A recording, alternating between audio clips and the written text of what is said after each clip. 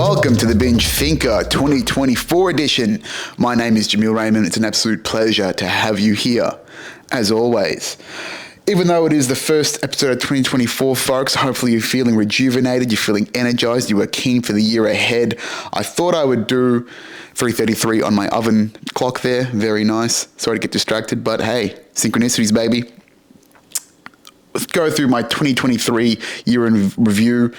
Just look back on the highlights and the lowlights of the year and some of the goals and achievements that I want to aim for in 2024. And hopefully this will give you, dear binger, some guidance, some tips and tricks along the way to help you achieve your goals.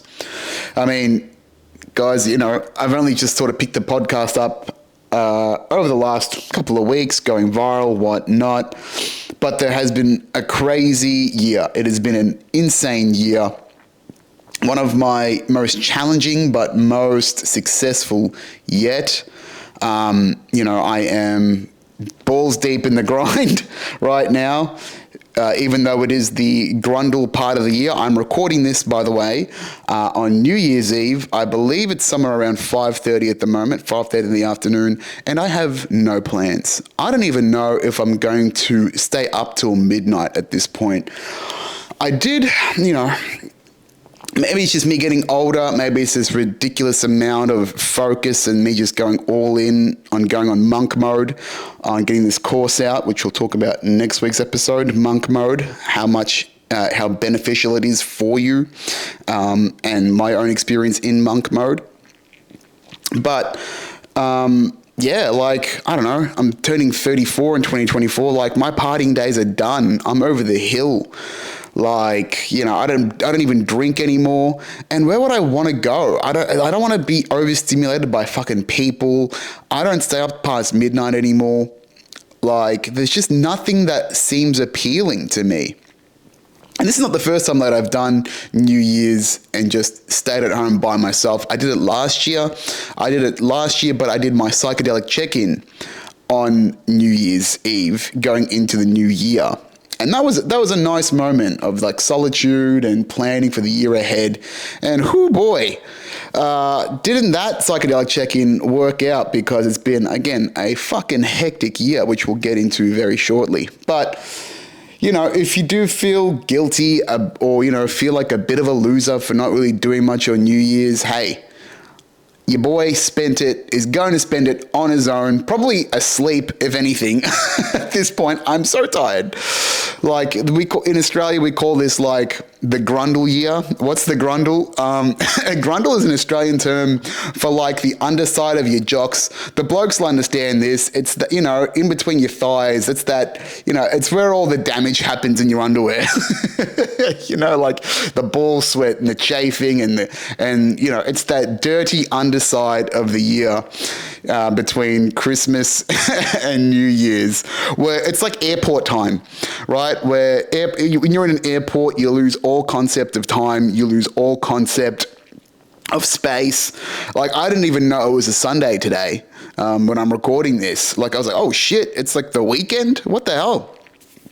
So, yeah, man, even in this time, even in airport time, or grundle time as I like to call it, I've just been working, man. Working. While everyone else is resting, having fun, recharging, I have been still working every day on the course, mostly on the marketing, and I have to restructure. I have to basically rebuild most of what I've done from a marketing perspective to get things right, which is a bit of a pain in the ass.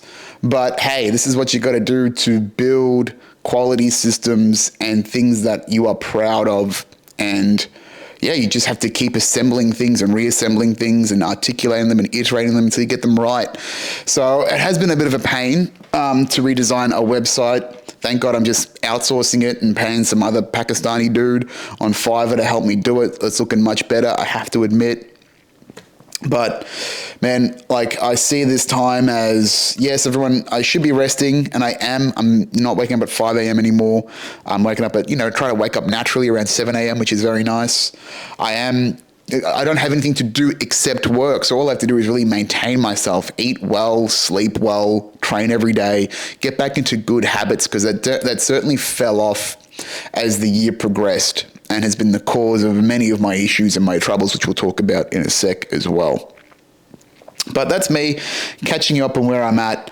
I'm working now because, I've got goals to hit, and, I've got a fucking mission to go out and achieve, and it's more important than, I don't know. That's the thing, is like, there's this thing that Chris Williamson, great podcaster, called Modern Wisdom. And he talked about the lonely period, which I believe that I am in now. And that lonely period is just this point in time where you're sort of letting go of your old circle, but you haven't found your new one yet. And I'm starting to see fragments of it come together now, which is lovely, but still in that transitionary period between my old life and my new life and the one that I'm striving for, there is this period where you just have nothing.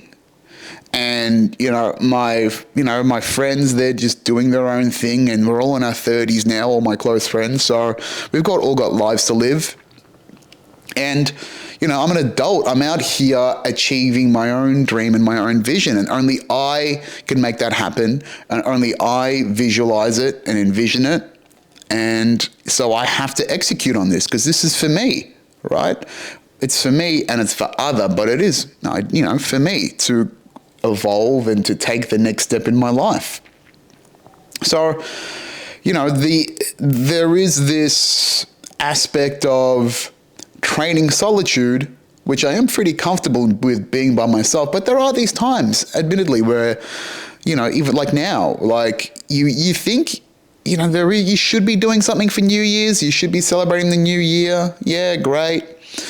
But I don't know, it just seems like a social sacrifice for now, a temporary sacrifice, because my firm belief is that in the next 6 months, the next 12 months are going to be some of the most transformational periods of my life. And that's a lot coming from someone that is talking on a podcast about transformation all the goddamn time, right?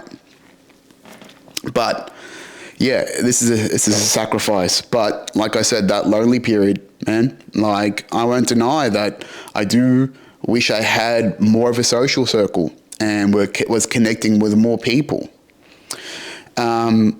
There is this definite, loneliness in general has been a constant in my life. Being raised as an only child, someone that is extroverted but didn't have a lot of social stimulation as a kid, buried themselves in video games to get cheap dopamine and all that sort of stuff. So, as an only child, even though I have a brother, but I always say I'm emotionally an only child. Is that, yeah, I'm sure I'm fine being in my own space and I do appreciate it, but fuck, man, it'd be nice to have a couple more allies that fucking get it and that are there for me. And that's been one of the greatest challenges of my life, really, has been to find deep connection in trust other people, because I am, an emotionally only child that is hyper independent, hyper vigilant. So that's why the concept of being a solo entrepreneur became so appealing in the first place, because that is one of my strengths, is that I can rely on me to get shit done, and that I'm generally distrusting of other people to look out for me. And I know that that's going to be one of my lessons in becoming a better leader in business, and what I develop for myself is to be able to relinquish control and trust into others. That's definitely going to be one of the ongoing challenges in my life. But hey, for now, this is the price of freedom. This is the price you have to pay to get the things that I want, right? One of my mantras in life is do what others don't to get what others won't. And that has been a driving force. It is the reason why I've been so successful, is that I know that I go out and I do strange things, or I will take things to the extreme, as we'll talk about again, from my journals for the last 12 months about where I've been, is that, I absolutely, do not deny that I am incredibly driven, incredibly competitive, and I want to be the best at what I do, I've been chasing this top 1% thing. It's become a recurring theme over the last 6 to 12 months, but probably longer, is that I want to be the best in everything that I do. I want to be in that top 1%. And this is the cost of that, right? This is the cost of that. And I look at other great people who have done this, like, for example, like Kobe Bryant, right? I look at rarefied air about people that were dedicated to their practice and their craft, and it's just mastery of the one thing that they did, and you become legendary by just applying your consciousness, your attention, your love, your energy into one focal point. And then over and over and over again, you hone and you chip away, but it requires that laser focus. So these smaller fetters, social engagements, and just being out in the world, they have to go away for a while. But what I see is that in the next 12 months, if I get this right, I could be traveling the world, working for myself, helping other people, being that leader, that mentor, being of service to others, the way I've been wishing and working towards for the last 12 months. I could say 2 years, but realistically, that's just when I had the idea for Tech Sales Academy, which is about 2 years ago. So yeah, right, here I am in my own space, just right now sacrificing. I think that's the best way to put it, is that this sacrifice will be temporary, and like every sacrifice that I've made in my life, or every dark or troubling time that that I've lived through and worked through, particularly to get to those upper echelons in various aspects of my life, it sucks now, but it'll pay off exponentially later. And I have to comfort myself with that understanding, is that I've been through this cycle of suffering. It's undeniable that there is a degree of suffering that I feel in this moment, but it'll be worth it, right? Hard choices, easy life. Easy choices, hard life. You may have seen that around, but I'm making hard choices now because, man, the way I envision this, in the next couple of years, I could be, running this business on autopilot, and I have the space to create and be free. And if I could be financially free by 35, man, that's insane, right? Now you're really playing with the big boys in the big leagues about life. But for now, we look, all that looking forward is great. Let's look back a little bit. Let's look at 2023. Look at the highlights, the lowlights, and what are the goals for 2024? Right? Let's take a little look down memory lane. So, 2023, crazy year. I always knew from the get-go. I actually have my psychedelic journal here. This diary that I've got from the YouTubes, there it is where I do all my psychedelic check-in journaling. I am due for a check-in soon, which we'll talk about.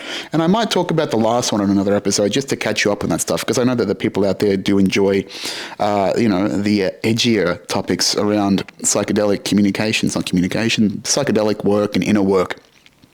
All right? So if I look at the last check-in, I talk about the work, right? I talk about, holy shit, I have got to do a shit ton of work.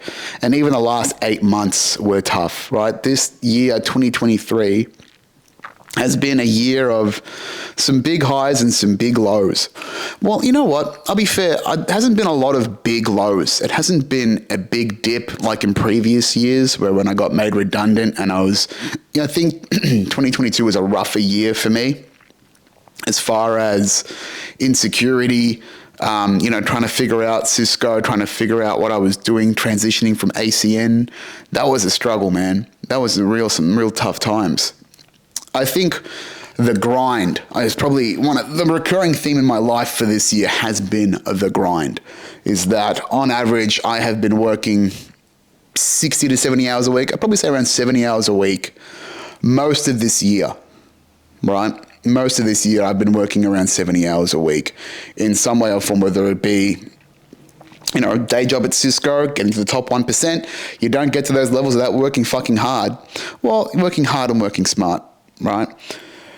Building this course up, I've been working on this. Jesus Christ, I've been getting up at 5 a.m. regularly for most of this year, spending 2 to 3 hours, sometimes more per day on building the course in some way or form. And then I've got the gigs to run, trying to do marketing around that. And then trying to have some sort of life in between that, And I'll talk to you now, like some of the, spoiler alert, most of the trials and tribulations in my life are from overwork. Maybe I'll talk about the shit stuff first, since we're on that recurring theme. Well, I shouldn't say shit stuff, but where have the challenges been in this year? We're already on that theme. Is the grind, man. Is the fact that, I've been putting in a shitload of work, just every single day. Like, the lowlights, let's just, start there. All of my lowlights are about exhaustion. They're about overwork, physically and mentally, right? So let's start with the most pertinent one, burnout. So whilst I was away, ladies and gentlemen, basically at the point where I did that last episode about talking about the sales course and giving you the free lessons on it, around that August period, I burnt out again for the third time in 3 years. And what does burnout feel like to me? It feels like my body does not want to wake up. It feels like I've been running on, 3 hours sleep all day, foggy, no motivation, nervous system's a wreck, right? It feels like I have some sort of flu. Just the nervous system, the network inside our bodies was just like, you physically should not be doing anything except resting. And that burnout came from a very hectic June and July, closing out deals, realizing that I was going to get close to this top 1% stuff, right? And getting to the real pointy end of the sales, the sales world. And then also still maintaining all of that extra work to get to that top 1% whilst building the course, right? Building the website, learning the structures. Like that June, July, probably working 12, 13 hours a day. I was still trying to put the podcast out at the same time. So there's an extra 2 to 3 hours of work, still running gigs. So I don't think I had real days off. I've forced myself to have a day off on a Sunday, ideally. But there's just, I just seem to do some sort of work. All right. I just cannot stop because I feel like there's so much on the line. Right. And that's the low hum of anxiety that occurs in my life, right? I will talk about anxiety management whilst building a business. I'm going to dedicate an entire episode to that, right? There is a lot more to this conversation. I've got plenty of podcast episodes to talk about, and it's not always going to be about how great I am, top 1%. No, I'm going to talk to you about the fucking struggles, man, because that's what is more relatable. You don't want to hear about me all the time just being fucking working hard and achieving cool shit. The hidden hours that you do not see, right? You might listen to me for 1 hour a week, right? At the most. And I'm telling you what's going on, but the rest of that fucking week, it's work, man. It is. And it's not just like, la, la, la, life is good, I'm getting it all done. It is this constant low hum of anxiety, of determination, just constantly eating at me. And look, I'll dedicate an entire episode to that. But there is this drive, right? We talk about the yin and the yang on this podcast. The yin is the feminine, it's the cleaner fuel, it's the, the higher ideal, it's the white and black of the yin and yang. And that is the cleaner energy, right? This is when we work with passion, not with influence, but with integrity, and we work towards that higher ideal, right? And there's this holy power. We are drawn by faith. We are drawn by a higher power, the calling, which is absolutely true, is that I do feel this calling and feel compelled to do all of this work. On the other side of that, the yang, which is the outward energy, the dark, the masculine. Interesting. I don't know if that actually, I think it's the other way around as far as the colors are concerned, but let's just talk about the dark side, right? Is this persistent paranoia that things are going to fall apart, or someone's going to beat me at this game, or I'm not doing enough. And not being enough is one of the recurring traumas, one of my recurring core wounds. This overachiever is all based on this deep primary fear that I am not enough. Right? And in despite of all of the cool things that have happened in my life, top 1%, top sales prices, blah, blah, blah, I am still haunted every day by this low shadow in my head of, are you doing enough? Are you enough? Have you put yourself out there enough? And yeah, a lot of that will come, it comes from a couple of angles as well. I didn't put it on here on my list, but there is this aspect of a dopamine addiction, right? Even today, I've noticed why I've had a remembrance of why I use Opal, which is a great app to block social media on your phone, particularly in the first 2 hours of the day, right? Ever since I've gone viral, I've been continually want to check my phone because I'm like, these notifications are coming up.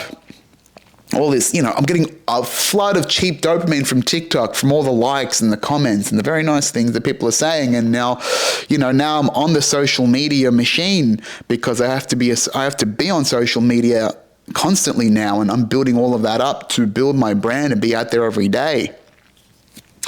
So, and then I feel compelled to check my phone. What's the latest? What's going on? And yeah, particularly looking at my phone in the first 2 hours of the day, first thing I do when I wake up, awful habit is to check my phone first thing in the morning. I noticed that I am increasingly dependent on looking on my phone and chasing that dopamine that comes from looking at social media and scrolling. It really makes a big difference, guys. And I have to enforce this, and I cannot wait to reinforce this, is to just stay off the socials, and for the first at least hour of my day, or not even have it on, not even consume social media on my phone until the late afternoon, which is what I was doing, and blocking all of my social media apps until like 4 p.m., which I will get back into that habit of. And then looking at social media from a desktop, because that's where all of my automation tools are. And this is where I can scroll faster, and, it becomes part of the business. There is this, I forgot her name. Forgot this lady's name, but great lady, entrepreneur of her own, puts out advice. Mel Robbins. There she is, Mel Robbins. She says that social media isn't for your friends. Social media isn't for you to connect with your friends. Social media is for you to put out into the world what you're about, what your dreams are, what your business is about, so people that are looking for you can find you. And I have to make that transitional shift in my life to create this brand, this public persona of me and what I do to make money and survive, right? That's just the reality of it. And like I said last week, it's not about being being this fake sheen of an individual and trying to put something fake out there. It's just actually just showing the fuck up and putting content out that I think people will find valuable and engaging. I want to be me, right? I want to be me out there enough where people can feel the authenticity of what I do and basically talk to you like talk to social media at large the way I'm talking to you right now, right? I'm talking to you like a friend, like someone that has, I tend to think of this as someone that's, asking for advice, because most people come to me for advice, right? I do like being the sage, the mentor. That's just kind of my vibe. So that's fine. So yeah, just coming from a perspective of talking honestly, but being me, once I'm out of Cisco entirely from the 14th of January, I'm going to do new podcast episodes on psychedelic check-ins, on what medical marijuana does for your personal performance. So I'll be talking about the hairier topics as well once I am out of the system and I can be me, right? There is this unfurling and unveiling of self that will come, that will probably, stir up a bit of heat and a bit of mess, but I kind of like it. I like chaos. I like being at the center of chaos. Not necessarily the causer of it, but sometimes, that's what my comedy's about. But I do enjoy getting the reaction out of people, right? It's fun. But anyway, back to the lowlights, the challenges of the year, the burnout, right? Physically burnt out 3 times in 3 years. Have I learnt my lesson? Clearly not. Thankfully, I will say, compared to last year's burnout, this is better because I was able to pull the nose up like think of an airplane crashing, pull the nose up before I really hit impact, right? And really fucked myself, because that's what I felt last year. I really broke down last year physically, and I felt like I couldn't get out of bed for 2 to 3 weeks, and I was just, existing. So how do I treat my burnout? I do a lot of fucking nothing. I've invested into downtime, right? So buying video games again for the first time in ages. I just bought a Switch last week so I can play old school Nintendo 64 games and Nintendo games, and I might buy some new ones as well to invest in my downtime. Setting boundaries about how late I work into an evening. I try to aim for like 6 or 7 p.m. And then, that time from 6 or 7 p.m. onwards is just switch off time. Right? Usually I'm pretty high. Not pretty high. I'll smoke most evenings, pretty much every day. I have taken a couple of days off to ease my brain a little bit. On a positive note, my marijuana consumption is dwindling down. It's quite small. So we'll talk about that next episode. Sorry, folks. That was a brief little cut in there. I'm testing out some new camera gear. Got me a Sony ZV-E10, a content creation camera, and the fucking thing overheated and turned off mid-pod, which is very annoying. Why build a camera that cannot perform its basic function of recording video? Very annoying, very strange. Did a quick Goog, fixed some settings, brought this bad boy down to HD instead of 4K. Doesn't need to be in 4K anyway. I mean, you don't want to see every fucking detail. And anyway, just wanted to let you know if you do see something weird, it was one of those crazy technical issues. But we persist on. Lost my train of thought. Very standard here at the Binge Thinker. I think I was talking about burnout and management. I will talk about that. I think burnout and anxiety deserves its own full ep. Talking about it in detail, right, is what are the nitpicky little things how does my anxiety affect me? And how does anxiety affect someone that is obsessed with performance and getting the most out of themselves? We have an entire episode coming up on that I don't know when, but soon. So physical, I think I was talking about how I manage my burnout, right, which was reinvesting in rest and stuff like that. That's it. We'll come to that. But where are we? Yes. Let's talk about the physical lowlights of my issues. So overwork physically. One of the positives of this year in March, in February, I think it was, February, March, I got my bicep tendon back, completely healed, looks fine, full function, full mobility. It's a little bit smaller than the left one, but although at this point you really can't tell too much. Got a cool scar, got a fun story to tell about how much of a fucking idiot I am. Again, for overworking myself, right? Recurring theme. I might be getting cool shit done, but it is costing me my physical health and well-being, which ain't worth it. But then I get caught in this constant wheel of fuck. I don't want to put my hand on the brakes. I just want to get shit done. But my body fucking is hating me, and then it hurts my mind, and then all we have is our minds. So then, I've achieved this stuff, but I can barely appreciate them because I'm so fucking tired all the time. And that's, one of my cycles of suffering. That's one of my samsaras, which is the Buddhist cycle of suffering for those playing at home. So, yes, I healed my bicep tendon, and then one of my my positives this year was maxing out my testosterone. So, last year I was working on recovering my testosterone. I had come from a low base. I think I talked about it earlier this year as well. I did actually. It's one of my last eps that I did about maxing my testosterone. And shortly after that, I was feeling quite full of myself, like, yeah, big boy, max test, let's do this. The meathead came back in me. And I was like, let's get fucking swole, bro. Let's get hectic, thick and sick, cuz. And what did that mean? That means I went hard in the paint, lifting heavy. And my joints... my slightly aging and declining over-the-hill joints could not take it, particularly in areas that I already have too much tension. Couldn't take it. They popped on me. So I thought that I had re-sprained or re-torn my bicep tendon.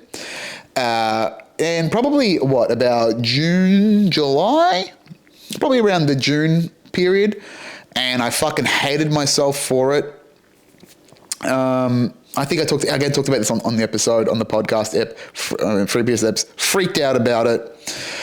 And then, for basically the last 3 or 4 months, probably a bit longer, I've been carrying a heavily sprained brachialis, which is the wanking muscle in my left arm, which is, basically my forearm muscles. I should say my forearm muscles first, the formal term, and then the informal term, which is my wanking muscles. If you don't know what wanking is, you can Google that.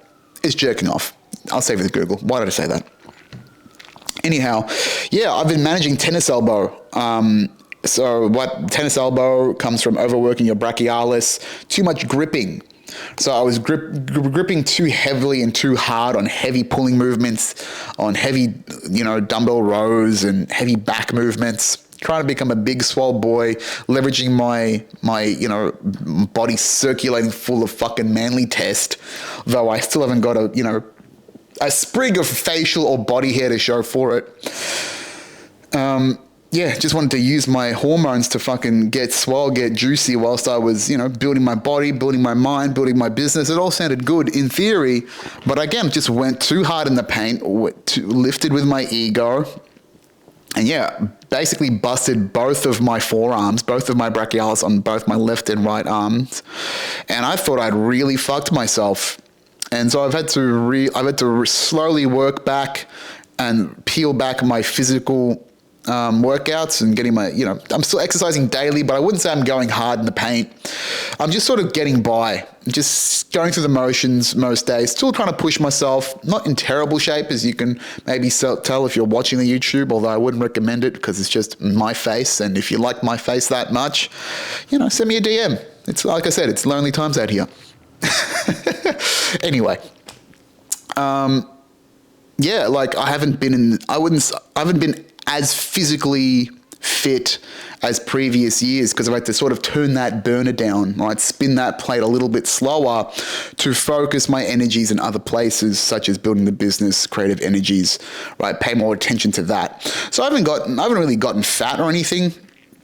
I just am a little bit softer. I'm probably about 12 ish percent body fat at this point in time, which is fine. I've still got still got some visible abs.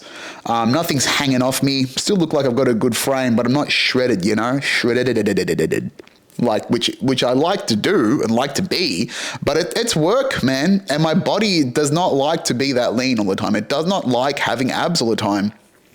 And it's just not a focus for me to be absolutely cut and jacked right now, because it means nothing. It means nothing to anyone except me. And maybe a couple of people on the dating apps, they might enjoy that. But yeah, like I don't need to be shredded. I'm not outdoors showing it off anyway. I probably will get a little bit leaner and more fit now that it's healing slowly, and I'll get a little bit more, I can work out a little bit harder. I'll get a little bit more leaner once the business is out and I've got more time to myself. And particularly now that Cisco will be out of my life in a couple of weeks and I don't have to worry about it, I have more space for me. And that's what I need to do, is that even though I'm starting this business and yes, it requires work and effort, I still need to include time and space for me to restore myself and expand on who I am, which is one of my goals for 2024. We'll talk about that in a sec. But yes, tennis elbow, sprained both my forearms, body has not been as tight, has been as chiseled, which is not a big deal. I get to enjoy food. Hey, 420 on my stove. Nice. Just not focusing so much on optimizing myself to the nth degree physically to focus on other areas. It's not a bad thing, right? And I'll also, for probably about 5 or 6 months, I thought I had a tear in my abdominals, in my rectus abdominis, which is that, basically from the belly, just under the belly button to the right-hand side is where I thought I had a muscular tear that I thought I did from overworking myself on some ab workouts and some hip flexion workouts some time ago when I was working on my hip flexion strength. Yeah, for ages, man, I thought I had some sort of hernia there. I just felt like I had this cut. It felt like I could feel a cut inside my, in that abdominal area. What would happen is if I worked out my abs if I planked, if it's just a simple ab workout, just doing a plank, I couldn't even last a minute. I felt like I had this cut in my stomach. I had an MRI done recently, had an ultrasound, and I couldn't find anything. But that feeling just sat and persisted there for months. And I felt like I could feel it, like I could touch it. But when the MRI came out a couple of weeks ago, so I was like, I have to deal with this thing. I'd been sitting on it for months, just being a fucking bloke and being like, she'll be right, mate. I'll look into that later. Terrible idea, because I haven't been able to work out my abdominals in months now. Not that they're flabby or anything, but again, you just feel this sense of incompleteness, right? I was concerned that my core strength would atrophy and I might slip something in my lower back or something like that. Just something like that, where letting that part of you slip, your abdominal core is such an important part of your body. You need to have, you want to make sure that's tight and strong, right? So for months, didn't really work out abs. Got an ultrasound, nothing came up. Got an MRI, had to spend like $400 to get that MRI just to prove to people that it was there. Didn't come up in the MRI. So fucking strange. I was getting stabbing pains. It felt like it was cut open. And then I was like, how can this be? How can this be happening? And how can I be feeling this and it doesn't show up on an MRI, which is quite detailed, or an ultrasound, which I don't really trust anyway, because the ultrasounds around here are fucking shit, to be quite honest. What are we paying Medicare for here in Australia? Universal healthcare starting to slide a little bit, in my opinion. Anywho, and then literally like a week ago, after I got my MRI results, and they were like, no, there's nothing there. And I was like, no, doctor, you need to feel this, right? Just feel it. You can palpate in the area, put around in there, and you can feel this band of something that I'm scared to touch, because it feels like I'm touching like a torn open muscle, right? It feels like an open wound. And sometimes when I put my finger in there in that area, it feels like I'm like pushing into my like open wound, and it feels like, ugh. Anyway, she the doctor looks around and then she goes, yeah, I can kind of feel something, but nothing much. And I was like, huh. Like, and it didn't really hurt. And then now, like a week later, I've been like pushing around the area and prodding around it, and it feels like it's going away. Like it's just gone. It's almost gone, to the point where I've been doing ab workouts in the last couple of days, very slightly, right? So I did one a couple of days ago, did 2 minutes of planks, did well, didn't feel anything. Tried to do an ab workout today. After the second minute of planks, I could feel that the cramping sensation was coming back again. So it's not completely out of the woods, but it's certainly a lot better than it used to be. And like when I push around the area, I can't really feel the sore spot at all. So I'm wondering if I just had like a very particular bunch of muscle in that area cramp up. But yeah, fucking strange, man. Like it felt like a genuine cut. I couldn't apply any pressure to that area for months. And then now, after the doctor's like, yeah, it's nothing there, it feels like there's nothing there anymore. And I'm like, what the fuck is going on? Is it a message from God? I don't know. Am I stressing about something? I don't know. But it was there for months and now it's not. It was one of the lowlights of this year because I didn't feel like I could push myself physically. I didn't feel like I could have sex properly because that's literally like in the hip thrusting area, which is a concern as a dude, right? Particularly when you're full of testosterone like I am, and you just want to be like, I shouldn't have said that. I don't know. I thought that'd be funny. Yeah, it's just weird and gross, but still kind of funny. I don't sound like that, by the way. I don't sound like that.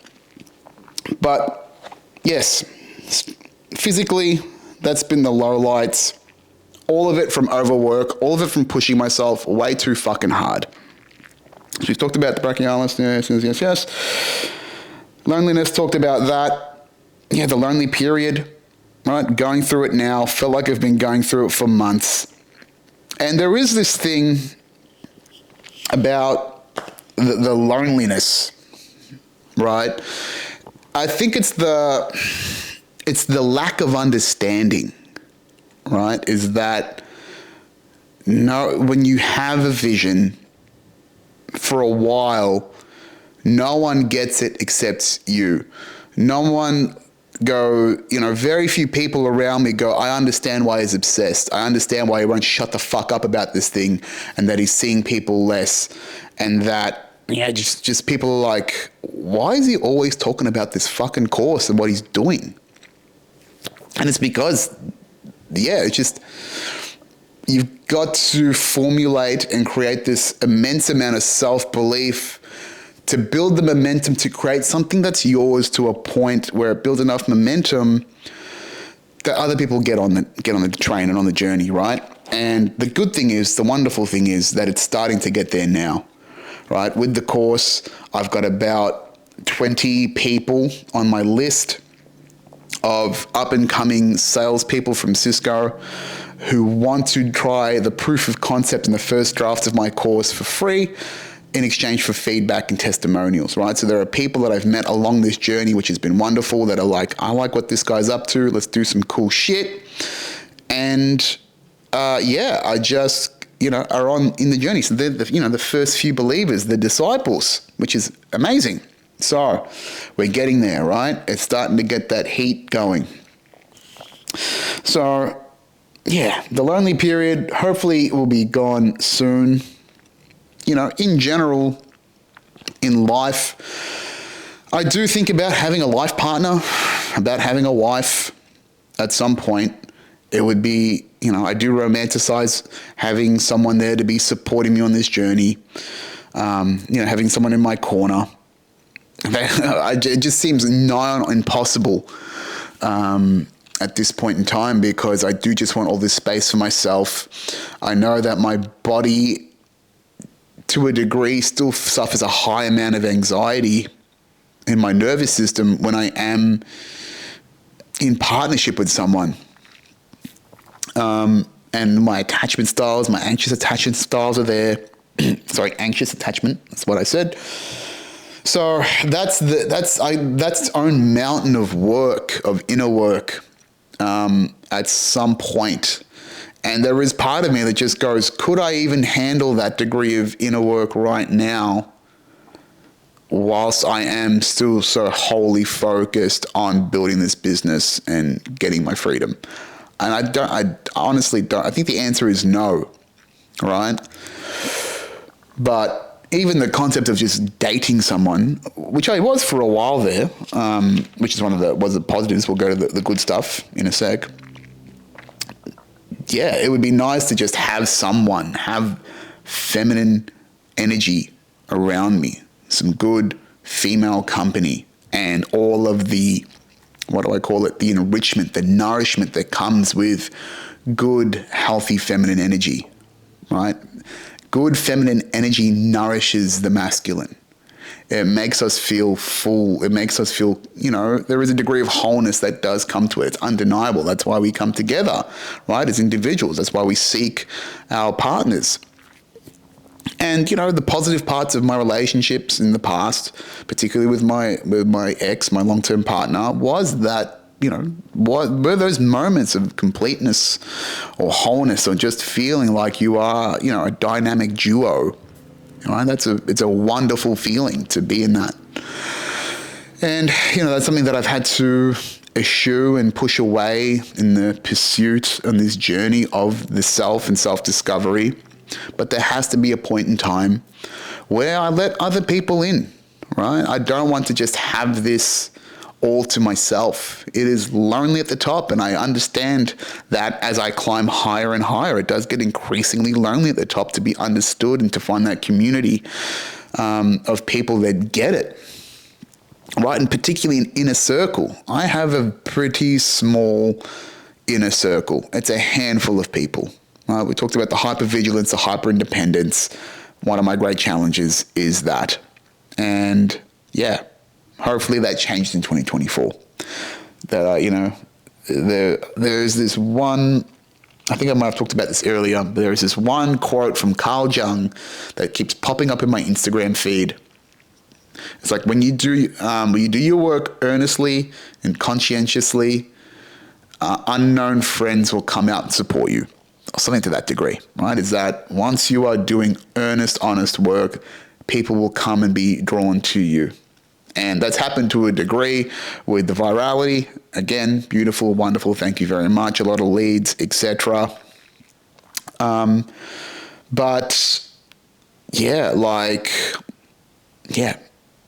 I can sense it's there, but looking back on 2023, it is those hidden hours that that they're not glamorous, they're not fun, it is work, right? But at least I can say, honestly, and with integrity, that I have done the work to get to this point, right? And that's important to have, is that particularly in this world of getting rich quick, which is what a lot of people want to do, they want to get rich quick. And, there's this huge hype cycle around AI, and, there's always 1,000 ways to make money online, and people are trying to hustle and just be successful for the sake of having that, having money. Those businesses will come and go, right? The fads, the drop shipping, the trinkets that you might sell on Instagram, on social media, whatever it is, that doesn't constitute purposeful work that's fulfilling. And I suspect and I expect that most of those people will find themselves to be hopefully successful. Not to say that I don't wish them financial success, but morally empty. And maybe, they haven't done, it's so superficial what they are doing. And this work, this character building, deep work, lonely, in the fucking grind work, is the character building stuff. This is me sinking and building the roots, right? I want to do a podcast episode on this, the tree of life.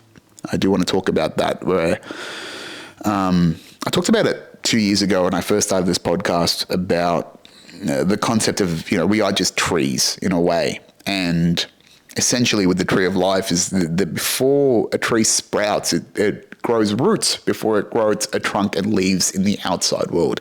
In the inside world, underneath the earth, it's creating a root system to give it strength and depth so we can tolerate and take the challenges of the outer world. Right? Another episode, a little bit of a teaser for you. But yes, would be nice to have someone in my corner, and I hope to have that soon. All right. Enough of this depresso martini. What have been the highlights of this year? What have been the positives, right? I mean, fuck. Like I said, one of the best years that I have had ever. The most successful year that I've ever had, right? Number one virtual seller in Cisco in the world. No one better in 2023 at selling tech virtually in Cisco than me. So that puts me in the upper echelon. Just a nice little trophy to have to say, hey, I'm the best at what I do. Fucking cool.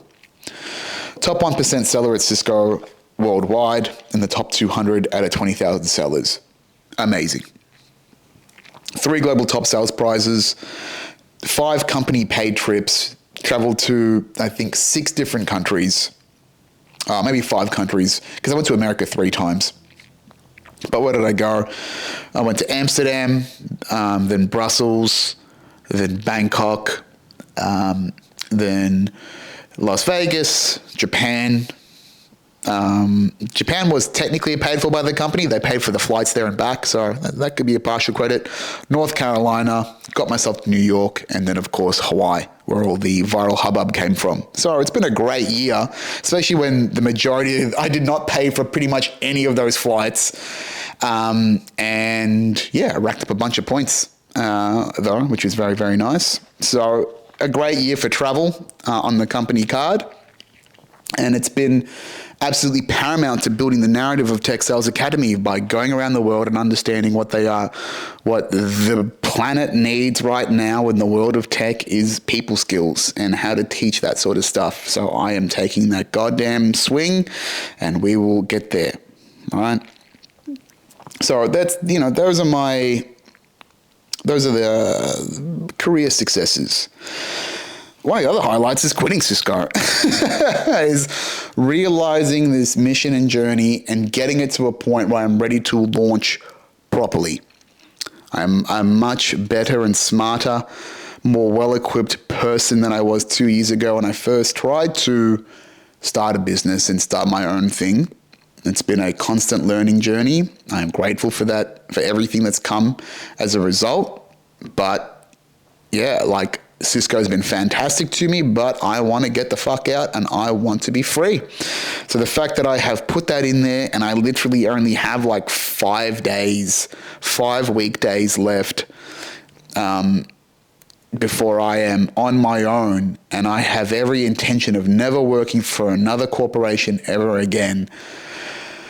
I feel like I need to celebrate that. I was thinking about having a retirement party on my last day on January 12th, having a tech sales retirement party. But I don't know. Can't be fucked. I don't want to socialize with most people. You have to, just can't be fucked. So yeah, quitting Cisco is a highlight for me. Going again, picking myself up off the ground, dusting myself off, learning, iterating, putting myself out there, jumping off, so to speak, jumping off into the wild, into the unknown, having faith. So that is another highlight. Some of the other highlights, I do have to say this, back at Cisco, walking onto the stage in Las Vegas at the Cisco sales kickoff on my 33rd birthday, being recognized for being the best in the world at what I do, walking onto a stage of 20,000 people, a surreal moment, just walking through, waving, saying hello. Yeah, that's crazy. Again, beautiful synchronicity. Right on my 28th birthday, I'm the best in the world at what I do. That's fucking mad. Yeah, I mean, how many other people have those sorts of moments, right? So I have to appreciate that as a highlight in life. Going to Hawaii, Talked about this 2 weeks ago. 4 years to the day since the epiphany. Again, beautiful synchronicities in life have to be appreciated, have to be acknowledged. Yeah, I mean, in paradise, Hawaii is beautiful. I will go back there. I am definitely an islander. That's my mum's side of the family coming out. I'm an island boy. Give me some sand, give me some surf. I do want to learn to surf. I couldn't surf in Hawaii because I was concerned that I'd get this ab injury worse. So I will, but I do boogie board or bodyboard from time to time. Very keen to do some more of that and to learn how to surf as well. Those are great synchronous moments. Repairing my bicep tendon, that was definitely a highlight. Getting my arm back, feeling like I'm getting back to full strength. Although I will say this year, physically I haven't felt like I've been there, right? And that's very ironic to say that I felt like I've been at my physical peak, because still, compared to 5 years ago, I'm still fucking way better than I was 5 years ago when I was a schlob, right? So while, I guess it's me taking the foot off the accelerator of physical and systems and then focusing on other systems. But yeah, I wish I had a bit more physical control of that. And the main reason for that is the injuries and also emotionally eating, right? I stress eat. That's one of my things as a former boomba, little fatty bot, is that, when I use food for comfort, and then sometimes I cannot be fucked cooking. Actually, a lot of the times I can't be fucked cooking. It would make me cringe a little bit of how much I've spent on Uber Eats in the last 3 or 4 years. That I should be getting some sort of fucking gold card or lifetime membership or some shit.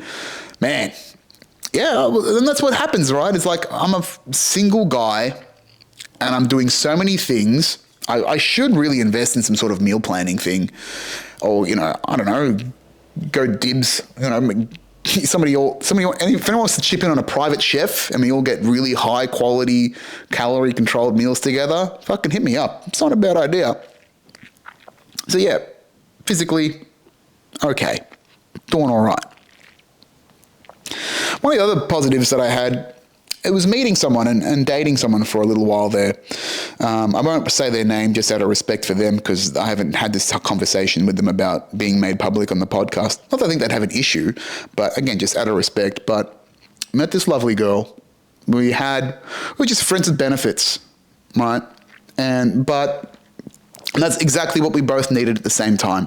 What was lovely about seeing this woman, this lovely young woman, was that it was the first time that I felt like I had felt comfortable in the boundaries that we had set, and even just set boundaries and had a clear understanding of what our dynamic was. And I haven't felt that really before in any of my previous relationships, right? And I wouldn't call it a relationship full on, because we were just friends with benefits, and she was insistent on making sure that we weren't dating, we were just fuck buddies. I was fine with that, right? But, for the lack of a better term, right? But, it's very interesting. Again, synchronicities, the type of people we were people from similar backgrounds. She's an only child. I was emotionally an only child. Similar traumas. We don't know the depths of them, but we definitely were both independent, hyper-vigilant, hyper-productive individuals. So yeah, it's sort of funny to see, the like attracting like in that way. But great chemistry, good connection, lovely girl. We stopped seeing each other, early November. Our lives are going in different places. I was getting busier. She wanted to focus on herself more. Was struggling a little bit in a bunch of various ways, and it just fell apart. But it fell apart amicably. Wish her the best, wish her well.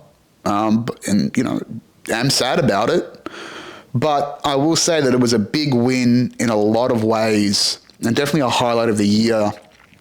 As far as my own personal development and growth in relation to other feeling like I had the space to be myself whilst also being in partnership with someone to a degree. Having great sexual chemistry, fantastic chemistry that way. And just like putting my foot back and sort of dipping my toe back into that world, because I do think there is a significant part of me that is a bit scarred by relationships and commitment.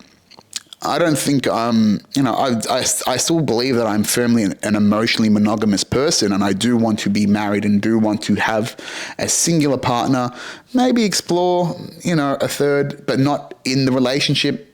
I don't know. It's not really a priority at the moment. I guess the dynamic would be like if, she was bisexual. I always thought, like if she's got a feminine partner or a female partner, I don't think that'd be a big deal for me. I don't think I'd get jealous about that because there's a need being fulfilled that I don't feel, right? Like we have our roles in people's lives. Exploration, not a necessity. Ultimately, I still want to be a monogamous person, despite all the stuff that's out there at the moment about ethical non-monogamy and all this sort of stuff. Being polyamorous. I don't think that really works. Yeah, it's so much extra mental bandwidth just to fuck other people, right? It seems more complex than cheating in some ways. But anyway, not my area, just from what I've seen. But, meeting someone, dabbling into a healthier space in relationships. Very positive. Of course, there's the virality. I think we're at 12 million views now, still getting an influx of likes and comments on the clip. 5 articles made about me. Now I can say that I'm featured on Business Insider, Daily Mail. It's great for the brand. Great for the brand, which I'm going to absolutely punt out of here and force people on LinkedIn to fucking know who I am in a couple of weeks. Some other highlights. What else have we got? Going to New York. I didn't really talk about... Oh, I did. Last week's episode was about being in New York. He would have felt and sensed, and it feels like home. There's a degree of me that needs to be there. And it was so reinvigorating, so recharging to sense that energy and feel it again.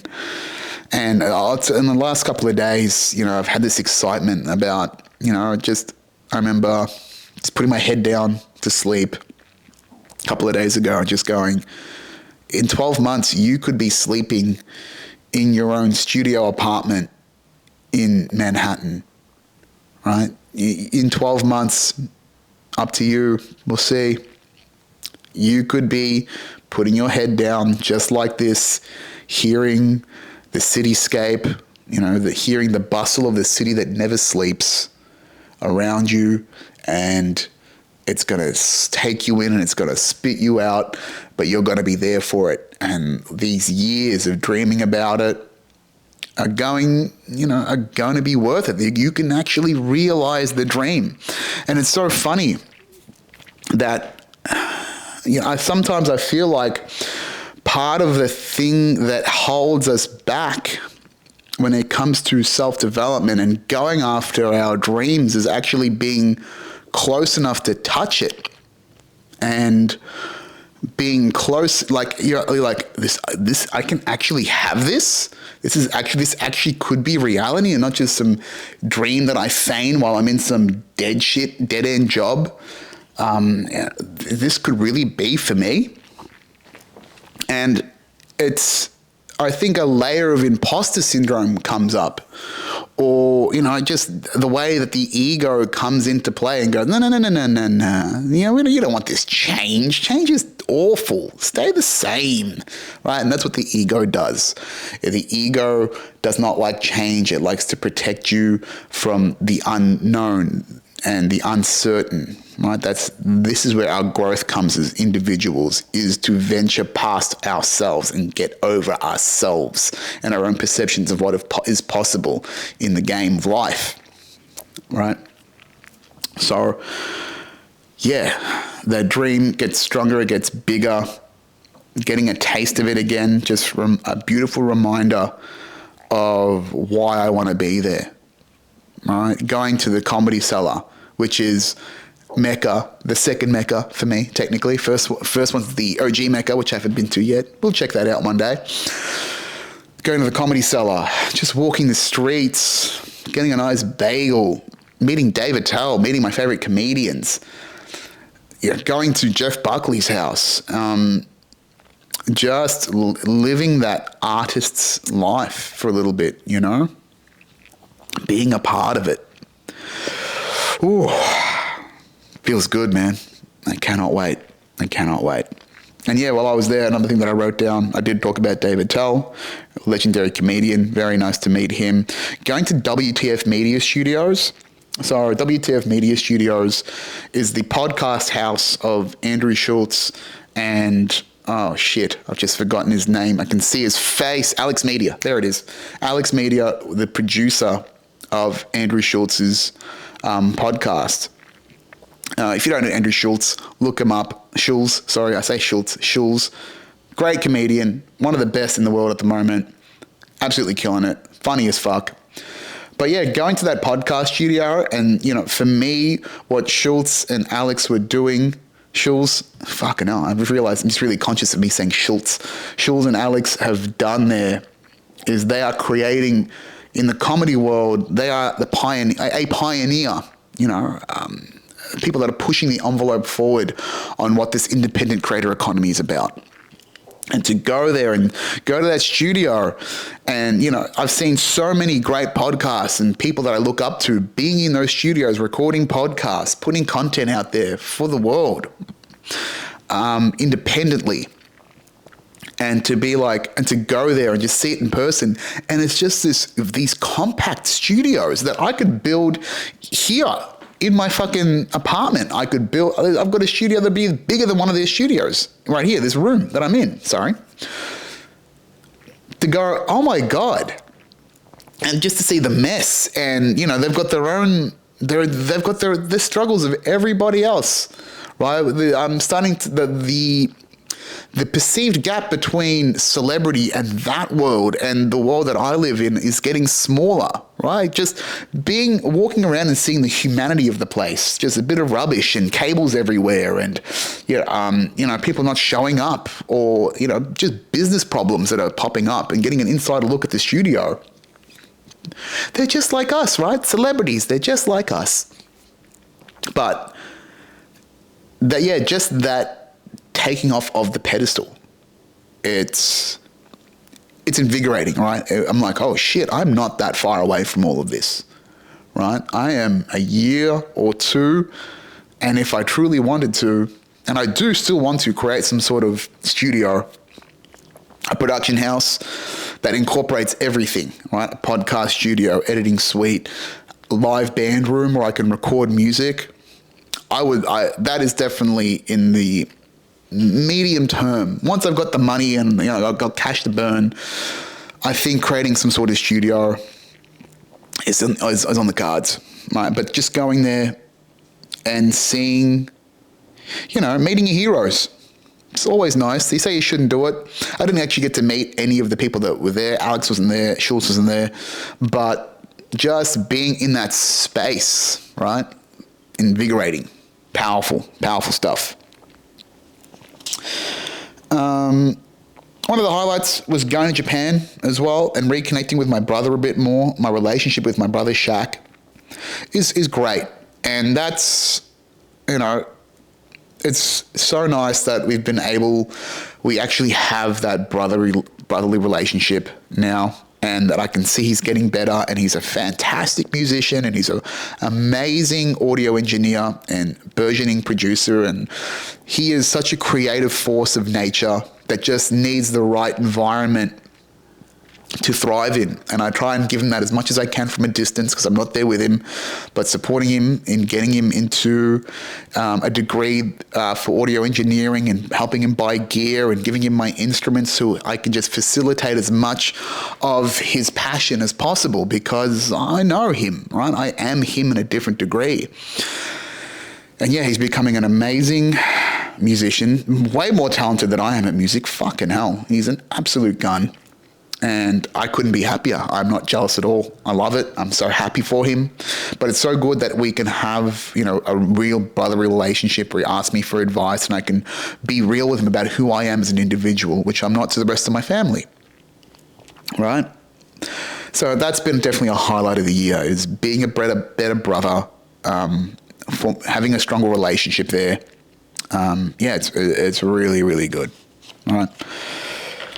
Yeah, those are the highlights. It's been a great year, right? It's been a challenging year in many ways, but I've grown immensely. Excuse me. And yeah, I've got a lot of trophies, a lot of achievements and accomplishments to show for it, which is fantastic. Yet we push on, right? We push on into 2024. And what are the goals for 2024? What have I got to look forward to? What am I striving for? Launching the Tech Sales Academy, first and foremost, right? I think I'm going to set an official launch date of March 1st. I'm going to do a brand launch or a soft launch basically from middle of January. I think the week after, maybe the Monday after my last day at Cisco, because technically my last day at Cisco is January 14th. That's a Sunday. I think Jan 15th, I start pumping out content for the pre-sale of the course and just get this fucking machine going, baby. Let's go. Because, I got to build this brand. I got money to make. I'm in the hole. Oh, yeah, speaking of being in the hole, financially, one of the other things that I've done is join a couple of masterminds. Those are positives. So talking about that loneliness and lack of community, I have joined a couple of masterminds. I've joined the mastermind it's called Founder OS by an entrepreneur called Matt Gray, Canadian entrepreneur.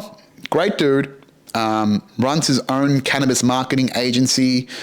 Had a couple of startups. His business is spiritually led, and it's about finding your purpose and living it. And he gives you the tools and the systems that you need to build a solo entrepreneurial business, which is fantastic. So it is great to learn off an expert. I'm rising fast in the ranks of that program. And yeah, I wholly expect within the next 12 months to be an extremely high performer in that. Right? All of my life, I want to be the fucking best, right? I want to be the top 1% of everything that I do. And I've basically done that in the business world, in the B2B world, or I guess you would call it, I kind of have this thing where it's like, how would I put this?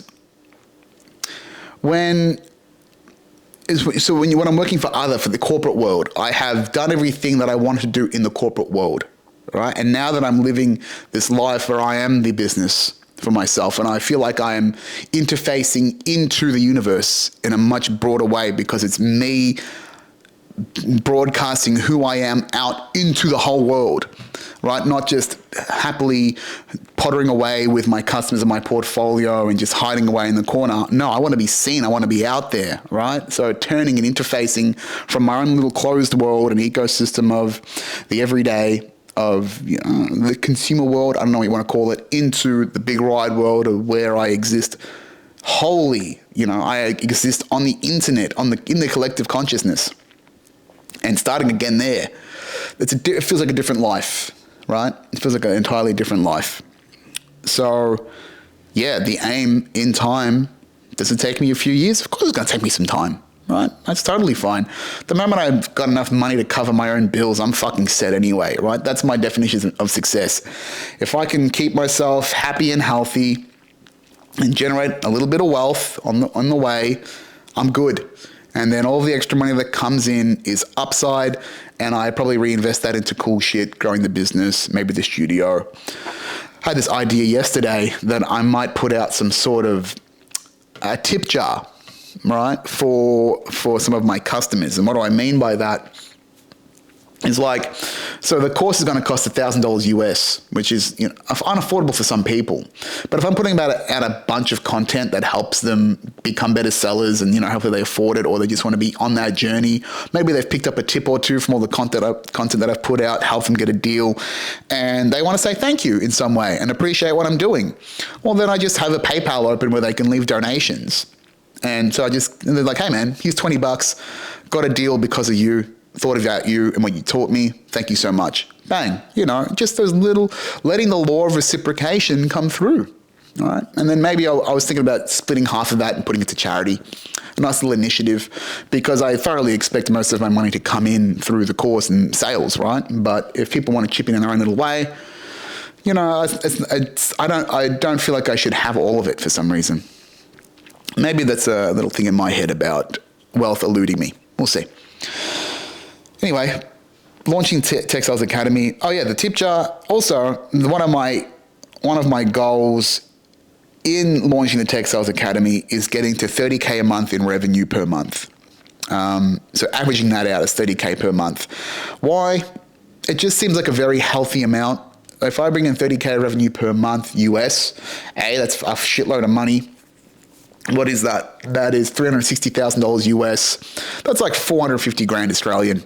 That's plenty of money for me, right? Plenty of money to live my life and go out. But I'm going to need money to go out and travel, live in New York, live in the US. So it's a different ballgame. It's a different level that I have to work up to.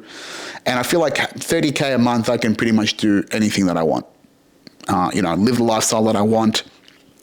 That's a sign of success for the business. I suspect that I will get this business to more than that per month. I suspect I'll get to like 50 to 100K per month. I do want to get this thing to $1 million business per annum in time, but I'm not going to fucking hate and, ruin myself just to get to a level of financial success. Not doing it, right? So averaging 30K a month US, the business is basically going to be running US dollars from now on because I'm targeting a global audience, right?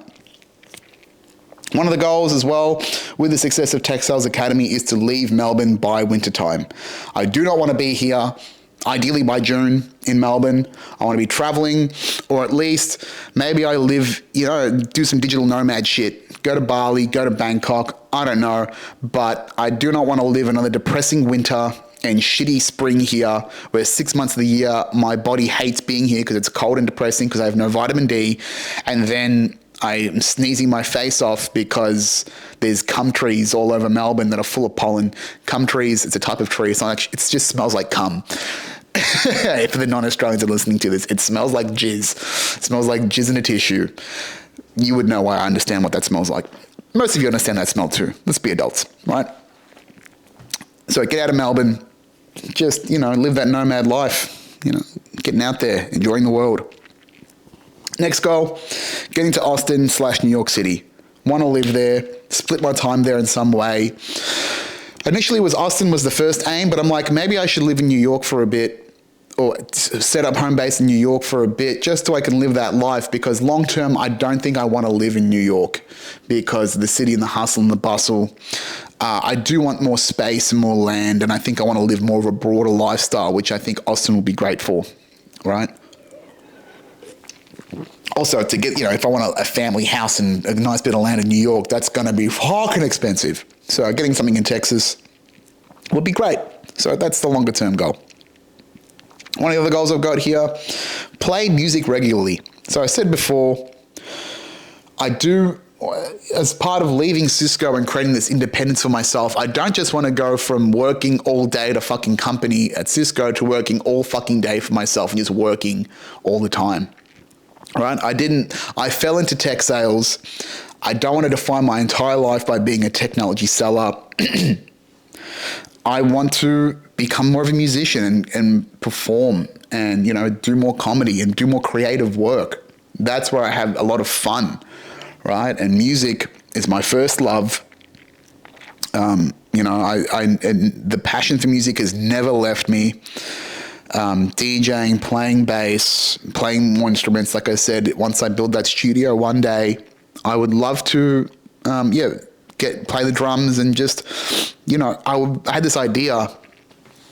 There's a great TV show on the BBC called Jules Holland. I forget. I think it's just Live with Jules Holland. But Jules Holland was a musician, and he had this great show on the BBC, where it was like he would have different bands come in, and he would have like 4 different bands set up, and they would rotate and play songs together. Sometimes they would jam together. It was such a fantastic concept to get all these great artists in one room playing their hits, promoting themselves by playing their music live. And I thought, that's fucking cool, man. I'd love to do something like that. Give artists a platform, create a space where you can play music and have it broadcast in the world, put it on YouTube or something like that. So cool. So I'd love to dip my feet back into the world of music and be part of it again. Because for me, music is surrender. Music is feminine. It is release. It is, it's sensual. And yet, I'm so heavily in my masculine and in my direction and my do, where I am, the leader and the doer. But as a great musician, there is an element of surrender. You are there to serve the music. You are an arbiter of tone, of sound, of sensation, right? So, and the great artists are not in a perpetual state of focus. They're in this release, in this bliss, and they are channeling, the energy of music and the beauty of the music and their artistry through themselves, right? I've felt that a few times and many times when I've played music, and it's a fantastic feeling, and something that's never left me, and something that I want to get back to hopefully soon. And then the last point that I've got here is find love, right? It feels hard for me to say this. I will say this. It is difficult to say that I want to find love and hopefully maybe find a life partner, because I've spent the majority of my adult life in partnership, in an unhealthy partnership. A lot of that my fault, right? So, but I am 33. And I do want to build a tight-knit relationship. I want a queen of this empire. I am building this empire for a family, right? I know that I am in nest building mode, that I want to build. A part of the reason why I want to build this business is to create intergenerational wealth, retire my parents, and not have to worry about money, whilst I can focus on being a good father and a good family man and bring peace into the home, because that's what I did not have growing up. And it's an imperative for me to have peace in the home if I'm to start raising my own family, because that's one of my deepest fears, is the chaos and the emotional instability and insecurity of my home life when I was a child. Right? That has been one of the big revelations of my last psychedelic check-in. We'll talk about that in a different episode. So, daring to find love. I don't know if it'll be the one, who knows, but trying in some way to open myself up to that and open the heart up to that vibration, right? To that energy. It's challenging. It's really challenging. But maybe it's the loneliness talking over the last few days, but it just would be nice to have someone by my side, right? Someone in my corner. We'll see, right? We'll see. I think we'll get something to a degree. I don't know. We'll let the spirits decide that. All right. Sorry, I've had a bit of a tickle in my throat. Quite annoying. So, how does I achieve all of these things? How will I achieve all of this? Really, it comes down to 4 things. It comes down to consistency. It comes down to discipline. It comes down to systems and patience, right? And 5th one should be iteration. Is that these are all plates that I'm spinning. I have good support systems around the majority of this stuff. I'm still building on that every day. A lot of this stuff has momentum. And so I'm just really just turning it up a notch, right? Cutting out different areas of my life that I could repurpose the energy that I'm putting into those things into growing my business, right? It is really, this 2024 is really about commercial success, personal freedom. And I've just got to step up the work and the outputs another level. And right, the good thing is I am consistent. I am disciplined. I am increasingly patient. Patience is one of my biggest challenges. And I've got great systems. right? This is what we talk about on this podcast. We'll continue to talk about on this podcast. It's about systems. You are organic technology. You are an ecosystem of complex systems that can be iterated and tweaked and improved upon to give you physical, mental, spiritual health. That is the core and one of the cruxes of this podcast. If you have not picked that up already, I'm sure you have, but it's worth reiterating. Systems, interesting. I think systems is permeating into the zeitgeist. I saw Ryan Holiday, aka the Daily Stoic, fantastic author. Check his stuff out on Stoicism if you haven't already. Amazing author, great dude. His theme for 2024 was systems, right? He's got a lot on his plate. He's grown as a brand. He's struggling to maintain and hold everything together.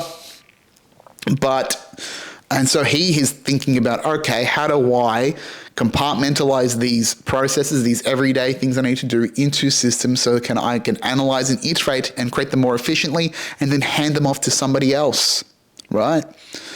So if it's getting into a great thinker like him, it's going to be great for people like yourself, right? The dear listeners, the dear watchers of this podcast, to think about your systems, right? And maybe it's worth...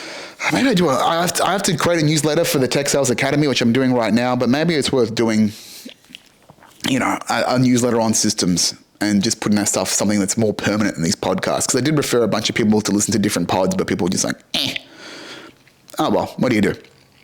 So that's how I achieve this stuff, is to be consistent, to be disciplined, to be patient, and just keep iterating on these systems until I've got them tuned just the way I like them, right? So 2024, it's going to be big. It's going to be strange. It's going to be different. It's going to be, a surfboard on a rainbow. I got that quote off Jerry Seinfeld. I might have said that 2 weeks ago. That's what he said raising kids was like, is riding a surfboard on a rainbow. It's amazing, but holy fuck is it scary. But I'm along for the ride, and I just sort of have to just be present and let whatever the waves of the universe comes, the ebb and the flow, the divine rhythm, the divine tide, come to me and ride these waves out. Right now feels like a bit of an ebb, and soon I will flow again.